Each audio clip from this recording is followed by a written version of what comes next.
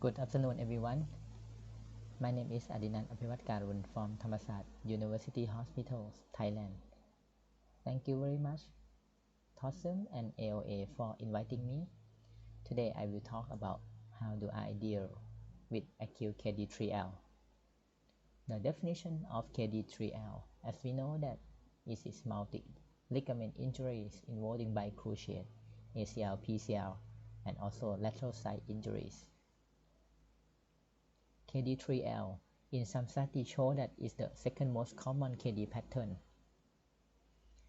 And KD3L can have associated injury can be occur in polytraumatic patients, maybe have vascular injuries. Some studies show that the KD3L has high rates of vascular injuries, and the patient can have compartmental syndrome or peroneal nerve injuries.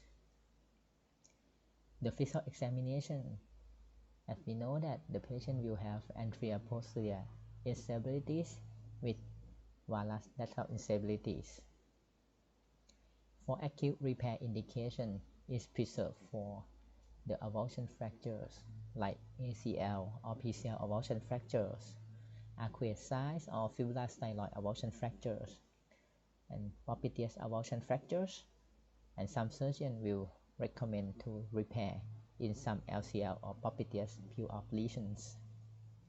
This example of 18 years old male with partial ACL injuries, and the patient have PCL avulsion fractures and propitious avulsion fractures.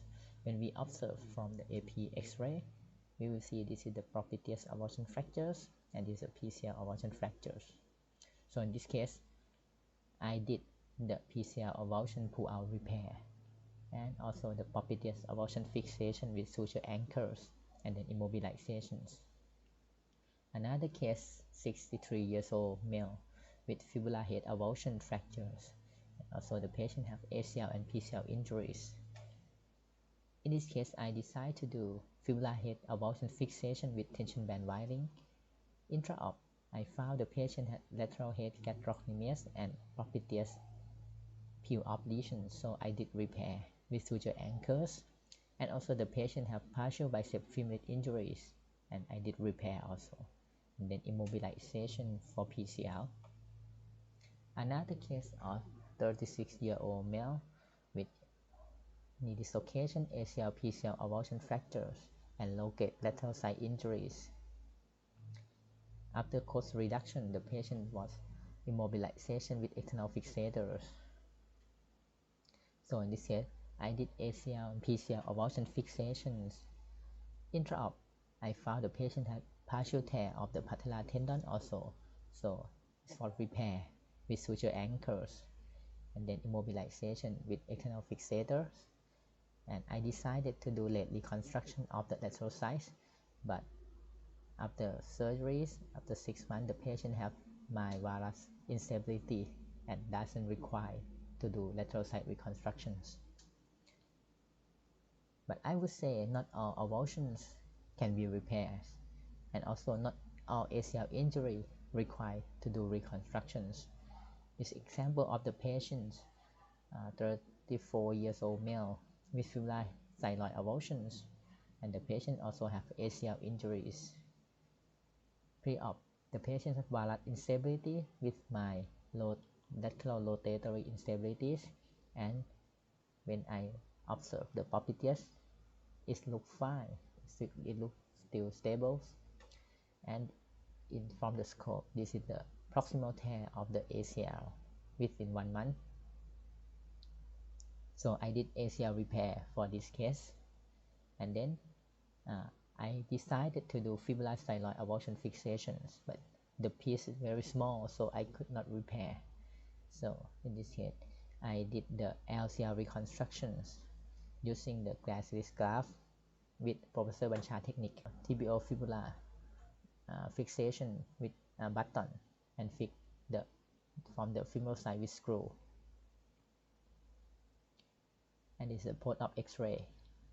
This is the pictures of how I do lateral side reconstructions. If the patient has no avulsions, how about roll of lateral side repair? as we know that the repair has worse outcome comparing with the direct reconstructions, and there was no strong evidence to support the primary repair of the lateral side with or without suture augmentations. Acute reconstructions is used for high demanding patients. The surgical options including post-PCL reconstructions, lateral side reconstruction with or without ACL reconstructions, or maybe we can do PCL intrabracing fixations with lateral side reconstruction with or without ACL reconstructions. My options, if I decide to do acute reconstructions, I do PCL reconstructions, and if the patient have remnant, I use remnant augmentation technique, and the preferred graft choice is Pioneer's longus. For the lateral side, if the patient had varus instabilities, I will do the modified Larsen using the semitendinosus. But if the patient has varus and also the rotatory instabilities, I will do the propitious reconstruction using iliotibial band and also modified Larsen using semitendinosus. And very few patients that I did for ACL reconstruction also, but graft choice will be bone paratendon bone or quadriceps. This is the example case of 28 years old male with ACL PCL injury and also the flat head avulsions. So in this case, I did the PCL reconstruction using Pioneer's longus, and for the lateral side, the piece very small, so in this case, I cannot fixation. I did a lateral side reconstruction using modified Larsen with semitendinosus graft. These pictures of modified Larsen technique that I use. This is 46 years old male high demanding with ACL PCL injury, lateral side injury, and also medial meniscus tear. So in this case, I did for PCL reconstruction using Pioneer's longus, PLC, that reconstruction using iliotibial band, and lateral side LCL reconstruction with modified Larsen technique using semitendinosus. And intra-op, I found the patient had bicep femoris partial tear, so I did repair, and also the medial meniscus repair. These are pictures of the propitious reconstruction using iliotibial band. And this is the modified Larsen technique that I use. Late reconstructions maybe have benefit to conservative PCL. And if the posterior stability improve, maybe we can reduce the graft usage. And also we can avoid complication in polytraumatized patients. We can wait for vascular status and compartmental syndrome improvement. And some patients even have the residual laxities after conservative. Sometimes the patient doesn't require to do reconstructions. If the patient KD3L without got instabilities and the soft tissue conditions quite okay, so I use cylindrical cast or slab with 6-week immobilization in full knee extension and avoid recurvatum positions. And we have to build anterior tibial translation positions to conserve treatment PCL. But if the patient has godly instabilities or maybe soft tissue problems, I prefer to use external fixators.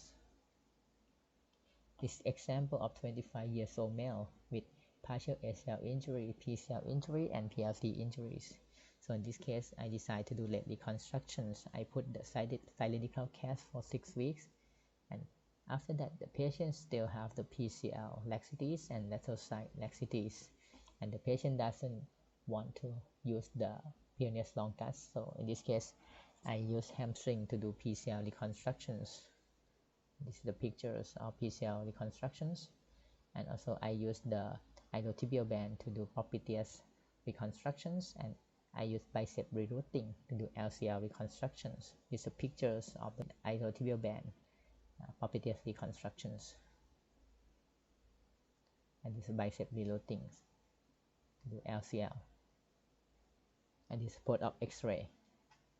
In conclusions, KD3L can be occur in polytraumatized patients and have associated injury, especially for the vascular injuries. The avulsion fractures need to be addressed and fixed as much as possible. And we have to know how to repair avulsion fractures or maybe peel-off lesions and how to reconstruct the ligament, especially for the lateral sides. We have modified lessons, we have IT band rerouting to do like a Muller technique. We have LCL reconstruction, both serpentine ways, and bicep femoris rerouting to do LCL. The early reconstruction may require in high demanding patients, and late reconstructions might save the graft usage. Thank you very much for your attention.